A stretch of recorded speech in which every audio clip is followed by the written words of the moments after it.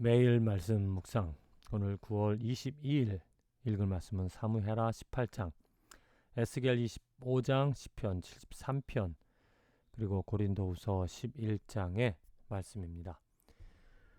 이 말씀을 통하여서 우리가 하나님과 가까이 할 수 있는, 하나님과 친밀한, 밀접한 관계를 맺을 수 있어 축복이다. 우리는 하나님과 가까이 할 수 없는, 하나님과 원수된 자였습니다. 그래서 하나님의 저주와 하나님의 분노를 당하며 살아갈 수밖에 없었죠. 그리고 심판을 당하여 멸망. 그런데 그런 먼 데 있던 하나님의 원수된 우리가 예수 그리스도의 그 피로 말미암아 이제 하나님과 가까워졌습니다. 하나님께로 가까이 갈 수 있는 기회가 주어졌다는 거죠. 그래서 오늘 내가 예수 그리스도의 이름을 부름으로 하나님께 나아가고 하나님을 가까이, 하나님과 밀접한 친밀한 관계를 맺으며 살아간다. 이게 우리가 누릴 수 있는 축복입니다. 시편 73편. 무릇 주를 멀리하는 자는 망하리니 음녀같이 주를 떠난 자를 주께서 다 멸하셨나이다. 하나님께 가까이함이 내게 복이라. 내가 주 여호와를 나의 피난처로 삼아 주의 모든 행적을 전파하리다. 분명히 상반됩니다. 주를 멀리하는 자는 망하고 주를 가까이하는 자는 복이 되어진다. 그래서 그 하나님을 피난처로 삼아 살아갈 수 있는 축복이 있다. 나는 날마다 주님께로 가까이 나아가는가, 아니면 주님께로부터 멀어지는가. 주님께 가까이 나갈 수 있는 길은 오직 한 가지입니다. 우리들의 종교적인 행위가 아니라 예수 그리스도입니다. 내가 예수를 더 알고 예수를 사랑하게 되어질 때, 그 이름을 부를 때 내가 하나님께로 더 가까이 가는 것이지, 내 열심, 내 종교적인 그런 행위로 하나님께 가까이 갈 수 있는 것이 아닙니다. 내 착각이죠. 예수 없이는 하나님께로 나아갈 자 없고, 예수 없이는 길이 주어지지 않습니다. 예수가 곧 길이요 진리고 생명이고, 오직 예수 그리스도로 말미암아 하나님께로 우리는 가까이 나아갈 수 있다. 사무엘하 18장. 이제 드디어 압살롬이 죽음을 당합니다. 다윗의 군대, 다윗이 대장들을 세워서 다윗도 나가겠다 하겠지만 그 대장들이 압살롬이 다윗의 생명을 지금 죽이려고 하고 있기 때문에 다윗이 나가면 안 된다. 그래서 자기들이 나가서 그 압살롬을 죽입니다. 그런데 그 압살롬이 죽고 나서 다윗의 행동이 보면 왕의 마음이 심히 아파 위층으로 올라가서 운이라.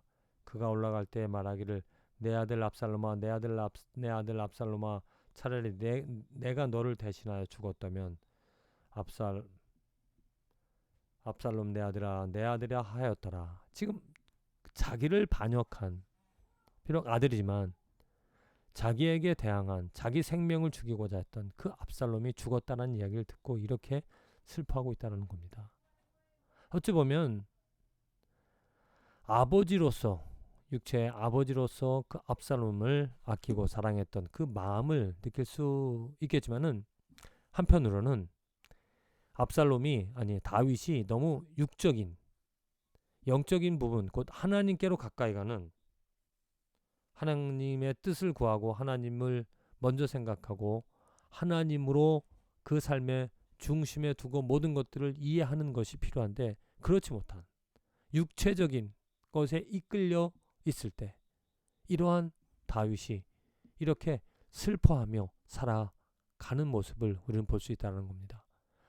오늘 내가 이렇게 다윗처럼 육체에 관련된, 육체의 중심에 눈에 보이는 것을 쫓아 살아가다 보면 슬퍼할 수밖에 없는, 왜? 육체는 다 망할 것이기 때문이죠. 육체를 이길 수 있는 것은 영적인 것입니다. 보이지 않는 것을 더 중요시 한다는 것. 그래서 보이지 않는 하나님, 육체를 멀리하고 보이지 않는 하나님께로 나아가는 것이 육체에 의미를 부여하고 올바른 영혼으로 육체까지 하나님께 가까이 하나님으로 만족하며 살아갈 수 있는 삶이 되어질 수 있다는 거죠. 고린도후서 11장 사도 바울이 자기가 전한 일, 자기가 행한 일, 사도의 직분에 대해서 굉장히 강조를 합니다. 자랑이 무엇인가? 자기가 자랑한 것은 오직 예수 그리스도밖에 없다 이렇게 말을 하는데, 뱀이 그 관계로 하와를 미혹한 것 같이 너희 마음이 그리스도를 향하는 진실함과 깨끗함에서 떠나 부패할까 두려워하노라. 이러한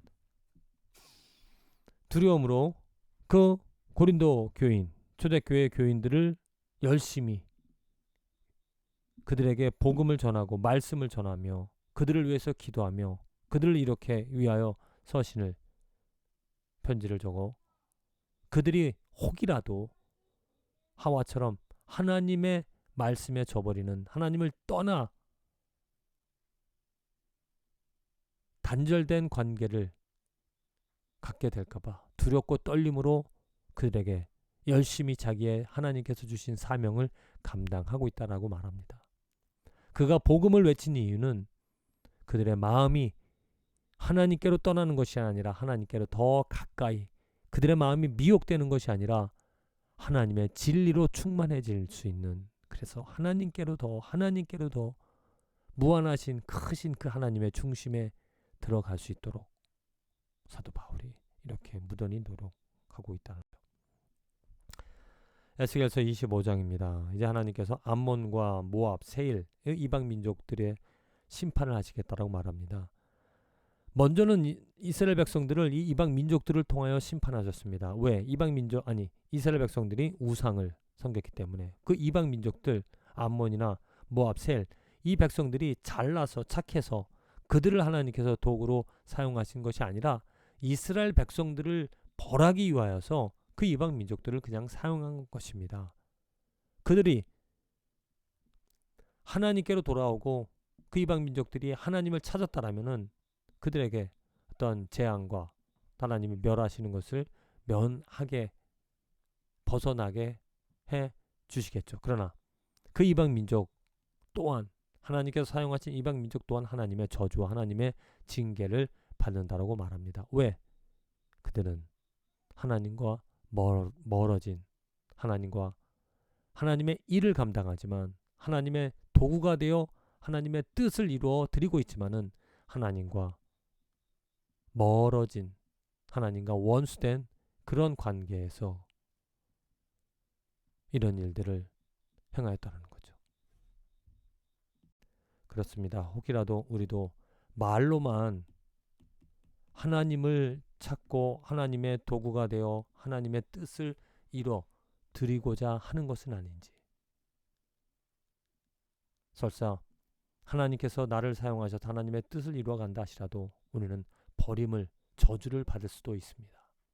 왜냐?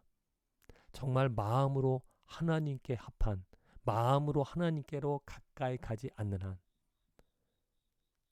입술로만, 육체로만 하나님께로 교회 안에 예수 이름 부른다고 할 것이 아니라 정말 마음의 중심으로부터 믿음이 생겨져서, 믿음의 씨앗이 떨어져서 진실되게 하나님께로 가까이, 하나님을 가까이, 하나님과 동행하며 살아가는 축복된 오늘 하루와 인생이 되어지기를 간절히 기도드립니다.